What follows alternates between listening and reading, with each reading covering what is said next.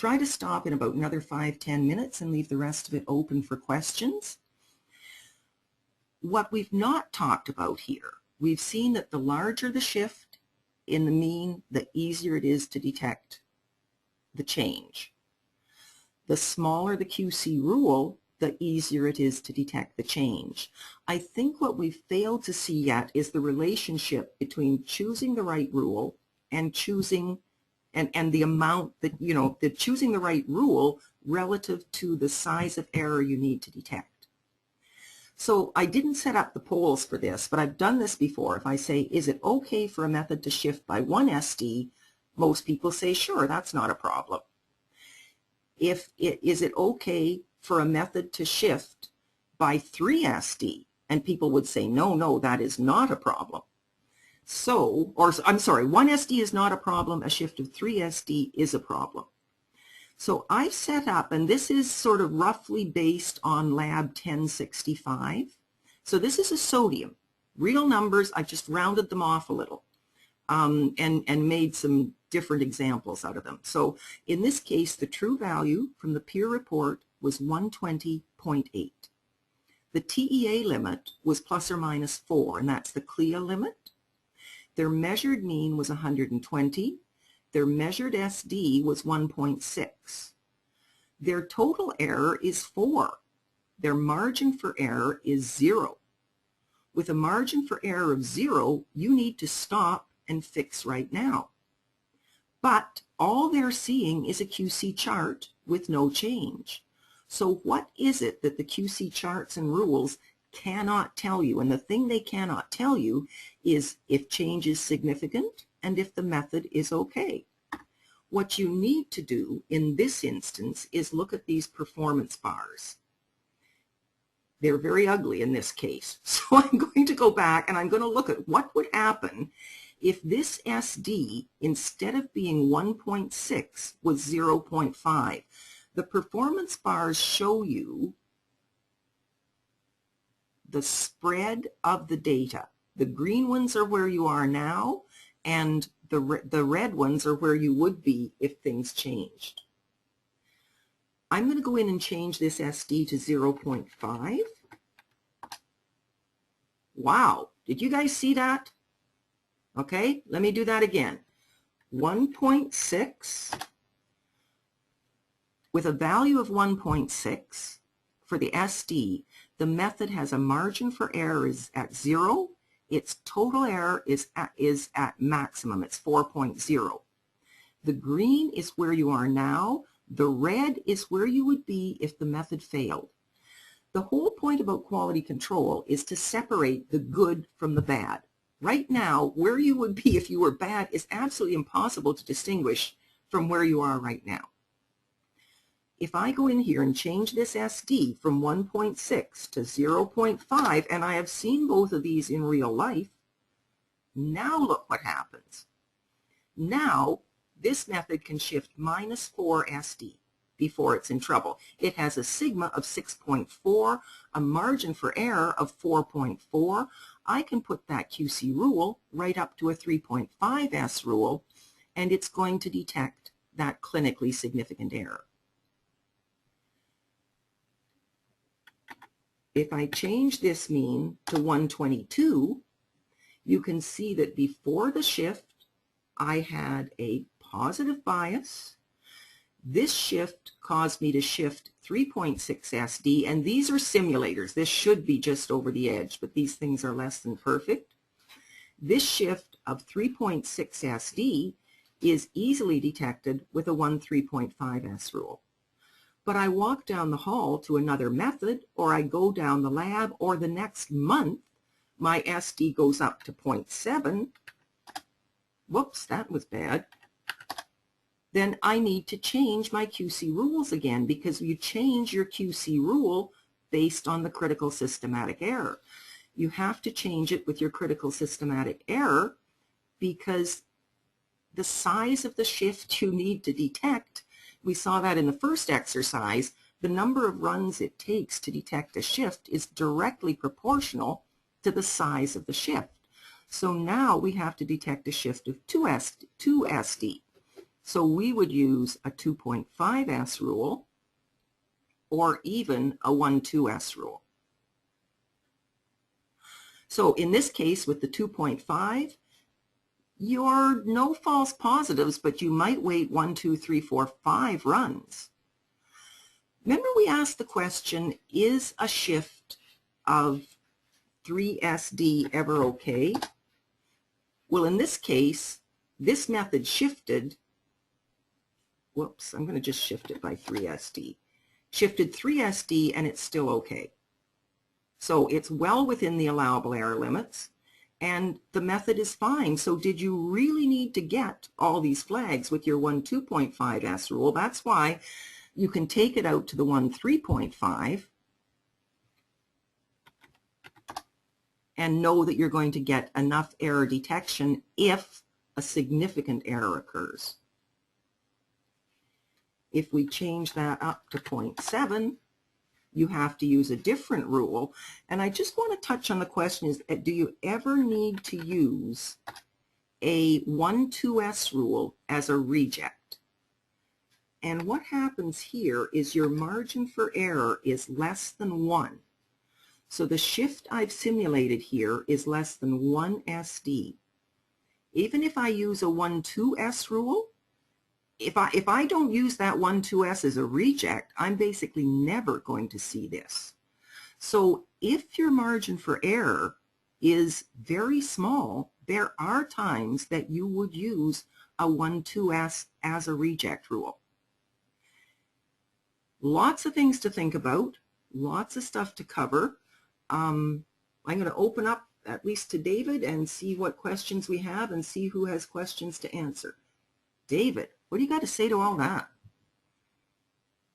Can you go back to the slide that had the rejects at the different levels when you had the 1,2S and you had 19 rejects? Yes, just one on little. that one. The number of false positives was 19, I think. Okay, yeah, I know the one you mean. Here we are. Yeah, there. Now, I think that might have bothered a lot of people. You got 19 flags there. I have 19 runs before the first flag with a shift of 3. Sorry. If I shift 3 SD, oh, I changed these around. Sorry. I changed those numbers because I was going to use it for something else. There, try that, David. I shifted 1 SD and it was 19 runs to the first flag. Then I shifted 2 SDs. No, wait a minute. Okay, go back to 1. 19 runs before the first flag. Now the question is, and everybody can see the numbers to the right of the dashed blue line, that's what it looks like after the 1S shift. The question, and Zoe was kind of talking about this, but I don't want to quit yet. Can I sustain a 1S shift? And the answer is most often you can. The docs are not that concerned. The CLIA people are not that concerned in most cases about what amounts to a 1S shift. I think of glucose, for example, where your FDs these days are running around 2 or 3, sometimes as high, quote, as 4. Does that matter to any doctor? It doesn't. So the point here is that you're going to have 19 runs before you find it. The argument is, do I really need to find it at all? Then what you see is, and Zoe pointed this out, if the shift is bigger, then you've got a better chance of finding it early on. But most of the time, it's going to be at 3, 3.5, or some people today are talking about 2.5S. And the number of false rejects with those is minuscule. I don't know, did I make it worse? I don't think so, but I want to come back to my point that sometimes that shift of 1 SD is significant. So here, I'm going to shift this by 1 SD. That's going to take this right to the point that the methods are starting to, the results are starting to go over the limit, because this is so close to the edge, and this shift of 1 SD is clinically significant. But if you're not using your 1,2S as a reject, so even if I shift this 1.5 SD, I've got more people going over the edge. So sometimes, depending on how close you are to that TEA limit, I would use a 1,2S, and that's something we'll get into as we go further with more of the real examples. So what you're saying, though, is before you pick a rule, you better know where you are. What your margin of error is dictates the rules that you're going to use. You can't just walk into the lab and say, Jim Westgard says to do this, we'll do it carte blanche across all the tests on all the instruments. It's better to have a system like you're keying in and tell me where I am before I pick my rules. You know, you can't get there if you don't know where you're starting from. These are our online courses, and these simulators that I'm using here, as I said, these have made the biggest difference of anything that I've come up with. These are sort of the precursor to the software we'll be introducing you to later. And these are part of the courses, so if people are more interested in having more fun with simulators, they can do that. Next week, and thank you very much to David for being here, we are going to talk about using total allowable error limits to qualify reagents and calibrators that David and I and Dr. Mazzarella presented as an AACC poster in 1992. So we're going to scan in that old poster. We'll show it to you what we were doing back, what, 20 years ago? With, oh no, indeed. And that's 20 years ago. 20 years ago. And that's the problem we're trying to overcome. You know, we've been publishing this stuff. We've been talking about it for over 20 years. It hasn't made the difference that we've wanted. So it's that old thing, if you always do what you've always done, you'll always get what you've always got. And we have always got, you know, people not doing what the experts say. So the thing we didn't get into today with these simulators, and we'll pick it up hopefully, well, before too long, is what happens if you change your assigned QC rules, because that enters a whole new nightmare of things to deal with. What I wanted to show you with this, if I assign my SD at 1, then this change at least is somewhat apparent. And let me make it a little, you know, so I'm assigning my SD at 1. I can see this shift of 2 SDs. But in a lot of examples, we'll see people assign their SD at maybe 3. So if you're assigning your SD at 3 times what it really is, you see this, where if you had used your real SD, you would have seen this.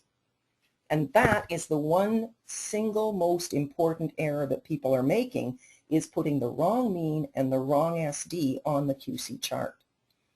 We're going to be exploring that a lot more as we go through this series. What I want you to learn today is just, the lessons learned today is that QC rules detect change, not error. Change can be for the better or it can be for the worse. So when a QC rule flag goes off, it says to you, your method has changed. You don't know if that change is good, bad, it can be for the better, for the worse, significant or insignificant.